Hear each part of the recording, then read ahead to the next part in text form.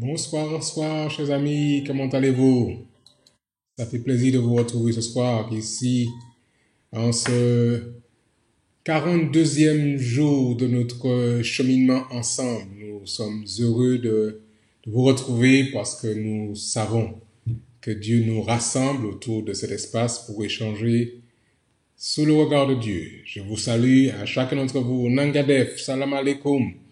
Que Dieu soit avec chacun d'entre vous et qu'il vous accorde sa paix, qu'il vous accorde sa grâce. J'espère que votre journée a été bonne sous son regard, même si nous sommes toujours dans ce temps de confinement, dans ce temps de pandémie, mais nous pouvons déjà lever les yeux vers le ciel, sachant que Dieu est là, qu'il prend soin de nous, qu'il veille sur nous et qu'il nous accorde sa grâce et sa paix. Bienvenue à chacun d'entre vous, à ceux qui se connectent, à tous nos amis, les fidèles, qui sont là sur notre plateforme des 100 jours de prière. Depuis le 27 mars, nous sommes ensemble et nous irons jusqu'au 4 juillet, Dieu voulant, pour partager ensemble un moment de réconfort, de partage autour de la parole du Seigneur. Vous êtes les bienvenus dans cette plateforme. Vous pouvez bien sûr inviter vos amis, en parler autour de vous, vos frères, vos sœurs, vos amis, collègues de travail. Peu importe, nous voulons vous souhaiter à tous une très cordiale bienvenue dans ce moment. Nous voulons souhaiter de manière spéciale une bienvenue à tous nos amis qui sont encore dans ce temps du Ramadan, nos amis musulmans qui sont en une démarche de prière que nous voulons accueillir et que Dieu continue à les bénir, qu'il fasse du bien à chacun d'entre eux. Merci à vous d'être là. Nous voulons prier comme nous le faisons chaque soir. C'est notre moment spécial de partage. Nous voulons inviter Dieu à être parmi nous. Je voudrais simplement vous inviter, chers amis, à vous incliner là où vous êtes, dans le recueillement, dans le calme, afin que nous puissions accueillir notre Seigneur et notre Dieu, le Saint-Esprit, dans ce moment que nous voulons dédier à sa gloire. Voulez-vous prier avec moi en cet instant? Faisons-le. Nous voulons, Seigneur, te dire merci pour ton amour, pour ta grâce. Nous savons que c'est toi qui es le Dieu qui veille sur chacun d'entre nous. Merci de ce que tu nous permets d'être rassemblés encore sur cette plateforme pour t'adorer, pour te glorifier. Alors que nous allons ouvrir ta parole, nous allons ouvrir ton Saint-Livre, je voudrais, Seigneur, t'inviter à venir en prendre le contrôle. Parle à nos cœurs et au-delà des mots qui seront dits, que ton Esprit Saint fasse du bien à chacun d'entre nous. Nous t'avons prié, Père, au nom de Jésus et pour ta gloire. Amen. Voilà, chers amis, vraiment, c'est un moment béni que nous passons ensemble. Je dis bien ensemble parce que nous ne sommes pas seuls. C'est bien de ne pas se retrouver seuls. Nous sommes peut-être confinés, mais pas seuls. Nous sommes peut-être loin, mais nous sommes en même temps ensemble, rassemblés autour de la parole du Seigneur. Et c'est quelque chose de vraiment fantastique et nous apprécions ce privilège que nous avons d'être là. Ce soir, je voudrais vous inviter à prendre vos Bibles. Et nous allons découvrir un texte qui est tiré du livre du prophète Jérémie. Chaque soir, nous nous arrêtons sur une portion de la parole de Dieu, un texte ou deux, et nous tentons d'en extirper les leçons pour nous aujourd'hui. Ce soir, le texte est tiré du livre du prophète Jérémie, chapitre 26. Les versets qui nous sont considérés, c'est Sir Coleman qui nous propose ce verset pour ce soir. Ce sont les versets 3 et verset 4. Ésaïe, chapitre 26, verset 3 et verset 4. Ésaïe 26, 3 et 4. Je lis, vous l'avez trouvé, je pense. À celui qui est ferme dans ses sentiments, tu assures la paix. La paix parce qu'il se confie en toi. Et le texte continue.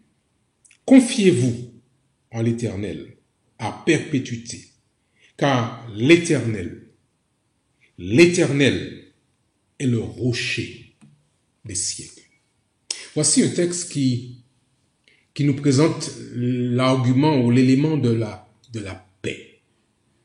Je sais que dans ce temps de crise, de coronavirus, avec toutes les conséquences que cela a provoqué, les conséquences à la fois économiques, sociales et bien sûr médicales que cela a provoqué, beaucoup ne sont pas en paix. Beaucoup ont été en quelque part ébranlés dans leur calme intérieur. Voici que ce texte nous dit, à celui qui est ferme dans ses sentiments, celui qui est ferme dans ses émotions, celui qui n'est pas ébranlé, à celui qui est ferme dans ses sentiments, tu assures la paix. Mais la deuxième partie du verset est importante. La paix parce qu'il se confie en toi. En d'autres termes, chers amis, je comprends que la paix se trouve dans la confiance en Dieu. C'est vrai que le monde est perturbé, c'est vrai que nous sommes dans un temps vraiment difficile, mais je crois que c'est en Dieu qui est le Tout-Puissant, qui est l'être céleste, que nous pouvons retrouver ce calme profond que Dieu seul peut nous accorder. La paix parce qu'il se confie, parce qu'il place leur confiance en toi. Puis le verset qui suit reprend l'information dans cette manière, vous savez que les Hébreux avaient décrit, ou les Hébraïsants avaient cette manière d'écrire dans ce qu'on appelle un parallélisme chiastique, où les choses se répètent. Il parle de « il se confie en toi », et puis ensuite, le verset 4 dit « confiez-vous justement en l'Éternel ». Confiez-vous en l'Éternel, et dans quelle période? Pas pour un jour, pas pour 2 jours, pas pour un an, mais à perpétuité, que notre confiance, chers amis, soit ancrée en Dieu, soit attachée à lui. Confiez-vous en l'Éternel à perpétuité, car l'Éternel est le rocher des siècles. Observez encore qu'Isaïe, dans sa manière d'écrire, nous attire l'attention. Vous savez, quand il répète à chaque fois la même expression, on le voyait au verset 3, tu assures la paix, et il répète la paix parce qu'il se confie en toi. Au verset 4, on voit la même structure grammaticale dans la composition même du texte quand il dit au verset 4, confiez-vous en l'Éternel à perpétuité, car l'Éternel, et il répète, l'Éternel est le rocher des siècles. Dans les deux cas, il veut dire quelque chose. La paix, l'Éternel est le rocher des siècles. Chers amis, il n'y a pas de doute à avoir aujourd'hui. Notre Seigneur, l'Éternel, Yahweh Elohim, est le rocher des siècles. Il est cet enracinement, cette force en laquelle nous pouvons retrouver toute l'énergie, en dépit parfois des nouvelles qui sont mauvaises, qui sont désagréables et qui pourraient nous ébranler. Il dit, l'Éternel est le rocher des siècles. Et il commençait ce verset en disant, confiez-vous en l'Éternel à perpétuité. Et il termine ce texte en disant, l'Éternel est le rocher des siècles. Voyez donc la durée dans laquelle nous pouvons confier notre confiance, mettre notre confiance à Dieu, c'est une durée éternelle. Ce n'est pas 5 ans, ce n'est pas 10 ans, ce n'est pas 25 ans, c'est l'éternité. Voilà ce que Dieu vraiment voudrait nous accorder ce soir, c'est de pouvoir trouver la paix en lui. Dans le livre Jésus-Christ, à la page 323, je trouve cette citation qui confirme ce que nous disions. Prendre au mot le Christ, lui confier la garde de son âme, ordonner sa vie à sa volonté, c'est trouver paix et quiétude. Rien au monde ne peut attrister celui que Jésus réjouit par sa présence. Soumission complète assure repos parfait. Soumission, je répète, complète assure un repos parfait. Et c'est ce que Dieu voudrait que nous puissions avoir en fait. Cette soumission de l'esprit qui va nous assurer ce calme, ce repos, notre sommeil est apaisé, notre corps reçoit ce qu'on appelle ces ondes positives, ces vibrations que nous allons générer par la présence de Dieu, par ce calme qu'il va nous accorder. Et il s'en suivra, vous comprenez bien, une meilleure santé, un meilleur sommeil, un regard positif, malgré un temps de crise dans lequel nous sommes. C'est ce que Dieu veut nous apporter. C'est ce que Dieu veut nous accorder à tous. Et pendant ces 100 jours, nous voulons justement faire avec Dieu une expérience nouvelle. Et quand nous en sortions régénérés, fortifiés dans notre chair, mais aussi dans notre esprit. Lorsque nous nous sentons fatigués, lorsque notre cœur est perturbé, vers qui courons-nous en premier? Qui consultons-nous en premier? Notre premier réflexe doit être de nous tourner vers Jésus-Christ. Mettre notre confiance en Jésus, notre rocher éternel, ne peut pas être basé sur ce que nous ressentons à un moment donné. Nous devons choisir de lui faire confiance. Je dis bien, nous devons choisir de lui faire confiance. Quelles que soient les circonstances dans lesquelles nous nous trouvons. Je reconnais que ce n'est pas toujours facile. Mais c'est un choix intellectuel, mais qui devient ensuite un choix de vie. Nous devons choisir de pouvoir lui faire confiance, quelles que soient les circonstances dans lesquelles nous nous trouvons. Il peut alors vous donner une paix parfaite, une pleine paix. Allez-vous choisir ce soir de pouvoir faire confiance à Dieu maintenant?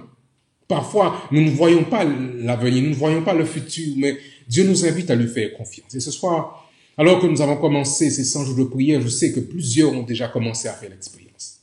Plusieurs peuvent déjà dire et goûter combien Dieu est bon, combien Dieu leur fait du bien. Si vous n'avez pas encore commencé cette expérience, je vous invite à faire cette expérience avec Dieu aujourd'hui. Nous allons prier dans quelques instants. Et dans ce moment de prière, nous voulons vraiment nous confier à Dieu et l'inviter à prendre le contrôle de notre vie. Nous avons, c'est vrai, déjà des raisons de louer Dieu. Dieu a déjà fait des choses.